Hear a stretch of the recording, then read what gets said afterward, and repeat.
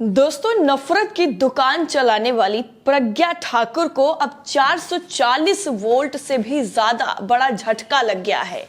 जी हाँ, नमस्कार, मैं हूं आपके साथ सायमा और आप देख रहे हैं नेशन 360।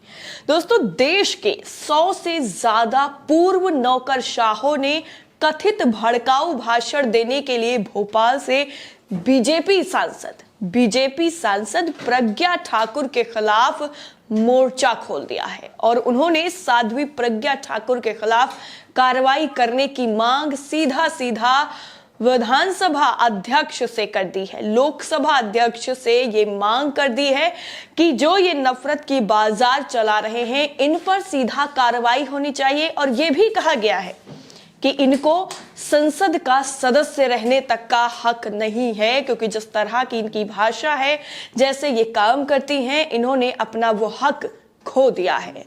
आपको बता दें कि पूर्व नौकरशाहों ने कर्नाटक में दिए गए ठाकुर के एक भाषण को लेकर यह दावा किया है कि ये गैर हिंदू समुदायों के खिलाफ नफरत फैलाने वाला भाषण है और एक खुले पत्र में उन्होंने ये साफ कह दिया है कि प्रज्ञा ठाकुर ने एक बार नहीं कई बार भड़काऊ भाषण देने और नफरत फैलाने के चलते संसद सदस्य होने का नैतिक अधिकार खो दिया है, क्योंकि संसद का जो सदस्य होता है वो माननीय होता है और वो सदस्य लोगों को आपस में जोड़ने का काम करता है, ना कि उनको तोड़ने का काम करता है।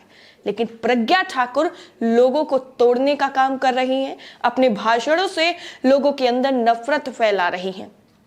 और पत्र में क्या कहा गया है वो और सुनिए। आगे ये लिखा गया है कि संसद के सदनों पर एक विशेष जिम्मेदारी होती है जो देश के लिए कानून बनाते हैं। संसद की सदस्य है प्रज्ञा ठाकुर, जो कहीं ना कहीं कानून बनाने में अपना योगदान देती हैं, लेकिन खुद कानून तोड़ रही हैं खुले आम बैठकर।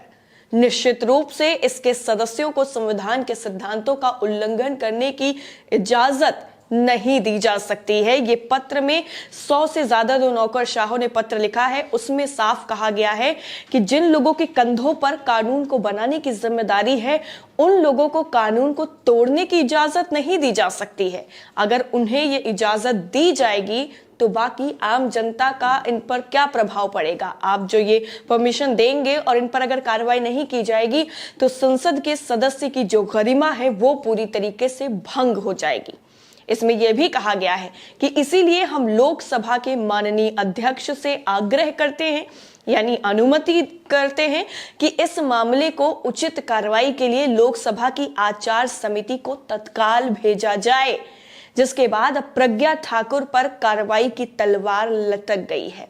लेकिन कार्रवाई होती क्या है, इस पूरे मामले पर एक्शन क्या लिया जाता है, ये देखना वाकई बेहद जरूरी हो गया है। आपको बता दें, अभी 25 दिसंबर को कर्नाटक के शिवमोगा जिले में हिंदू जागरण वैदिकी के दक्षिण क्षेत्रीय इकाई के वार्षिक सम्मेलन को संबोधित करते हुए सांसद बीजेपी की ठाकुर ने कथित तौर पर कहा था कि हमारे घरों में घुसपैठ करने वालों को माकूल जवाब दें। ठाकुर ने हिंदू कार्यकर्ताओं की हत्या की घटनाओं के मद्देनजर यह भी कहा था कि हिंदुओं को उन पर और उनकी गरिमा पर हमला करने वालों को जवाब देने का अधिकार मिला हुआ है। और पत्र में यह भी कहा गया है नौकरशाहों की तरफ से कि हस्ताक्षर जिन लोगों ने किए हैं वो कोई छोटे मोटे लोग नहीं हैं जिनकी बातों को नजरअंदाज किया जा सके। इनमें सबसे पहले नाम आता है दिल्ली के पूर्व उपराज्यपाल नजीब जंग का, जिन्होंने दिल्ली में रहकर के देश सेवा की है, और पूर्व विदेश सचिव शिव शंकर मेनन के साथ साथ भारतीय पुलिस सेवा यानी आईपीएस के पूर्व अधिकारी एएस दुलत भी शामिल हैं। इसके अलावा अमिताभ ठाकुर, भारतीय प्रशासनिक सेवा आईएएस के पूर्व अधिकारी टीके ए नायर और के सुजाता राव, ऐसी बड़ी बड़ी हस्तियां जो हैं वो इस पत्र में शामिल है, जिन्होंने अपने हस्ताक्षर किए हैं बाकायदा और कहा है कि ऐसे हेट मॉन्गर जो हैं, जो नफरत फैलाने का काम कर रहे हैं, इन पर सख्त से सख्त कार्रवाई की जानी चाहिए। अब आप अपने आसपास गौर करिए कि कई ऐसे लोग आपको मिल जाएंगे जो इस तरीके की भाषा का इस्तेमाल करते हैं, जो प्यार तो नहीं फैला सकते हैं लेकिन नफरत जरूर फैलाएंगे, क्योंकि उनको इसी चीज का ठेका दिया गया है और वो जाने भी जाते हैं अपने नफरत फैलाने की वजह से। प्रज्ञा ठाकुर ने हिंदुओं से अपनी लड़कियों की देखभाल करने और घर पर हथियार रखने के लिए भी सीधा सीधा कहा था, जो कानूनन देखा जाए पूरी तरीके से गलत है। ठाकुर ने यह भी कहा था कि हथियार ना हो तो सब्जी काटने वाले चाकू की धार को तेज रखो। भाजपा सांसद ने कहा कि उन्होंने हर्ष पर चाकू से वार किया। उन्होंने हमारे नायकों, हिंदू नायकों, बजरंग दल के कार्यकर्ताओं, भाजपा कार्यकर्ताओं और युवा मोर्चा के कार्यकर्ताओं पर भी चाकू से हमला किया, इसलिए हम भी अपने इंतजाम रखें। अब उन्होंने सीधा सीधा जिहाद की परंपरा, प्यार करते हैं, फलाना ढिमकाना, ये सारा कुछ करने के साथ साथ सीधा कह दिया कि हम अगर सब्जी अच्छे से काट पाएंगे तो लोगों के सर हाथ इस तरीके के उन काट पाएंगे। ये शब्द इनके खुद के थे, जो सांसद हैं, माननीय सांसद जिनको जनता ने चुनकर बिठाया है। और आपको बता दें कि जो पत्र लिखा गया है उसमें यह भी अपील की गई है कि इस पूरे मामले में जो सांसद प्रज्ञा ठाकुर थी उसने बड़े ही चतुराई के साथ, यानी बहुत दिमाग लगा करके शब्दों का इस्तेमाल किया है। और भाषण अगर सुनेंगे तो उसने कहीं पर भी किसी दूसरे धर्म के लोगों का नाम तो नहीं लिया है, लेकिन उसका कहने का जो मतलब था वो विशेष धर्म समुदाय से खतरा बताने का था। और यह भी कहा गया है कि प्रज्ञा ठाकुर ने जो कहा है वो उसने इस लहजे में कहा है कि वो सेल्फ डिफेंस के तौर पर देखा जाए। हालांकि अपनी हिंदू ऑडियंस को साफ तौर पर कह रही थी कि उन्हें गैर हिंदुओं के हमलों से डरना होगा। भले ही उन्होंने मुस्लिम शब्द का इस्तेमाल नहीं किया हो, लेकिन हर रोज जहर की खुराक जो उगली जा रही है वो बंद होनी चाहिए। प्रिंट, विजुअल और सोशल मीडिया में हर रोज जहर की खुराक उगली जा रही है, जो कि बाकी गैर हिंदू समुदाय के लोग हैं, विशेषकर मुसलमान। ये भी लिखा गया है कि खास करके मुसलमानों के खिलाफ ये जो प्रोपेगेंडा है वो चलाया जा रहा है। और हाल ही में ईसाइयों के खिलाफ भी ऐसा ही होता हुआ सबने देखा है।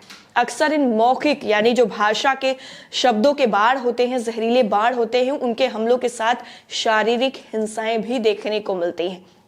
साथ ही पूजा वाली जगहों पर हमले, धर्मांतरण विरोधी कानून, अंतर धार्मिक विवाहों के रास्ते में बाधाएं, आजीविका से वंचित करना और समाज में उनके स्थिति को कम करने के प्रयास भी देखे गए हैं।